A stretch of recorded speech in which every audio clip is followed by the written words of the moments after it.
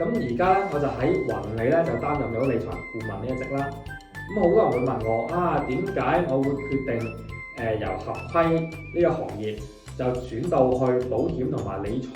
咁其實咧就係我係相信咧，就係結合喺我過往嘅大行嘅合規嘅經驗，同埋保險嘅服務咧，可以幫到更加多嘅家庭去做好教育嘅規劃啦、傳承財富嘅規劃啦，同埋稅務嘅規劃啦。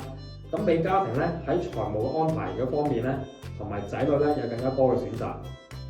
咁點解會揀我咧？咁正如我所講啦，就係我係擁有國際金融合規同埋服務內地客戶嘅經驗啦。咁而第二咧就係家庭教育市場嘅深入嘅了解。咁第三咧，我哋係擁有所有嘅保險牌照啦，一般同埋長期保險嘅業務啦。咁包括就係投資相連嘅長期保險啦。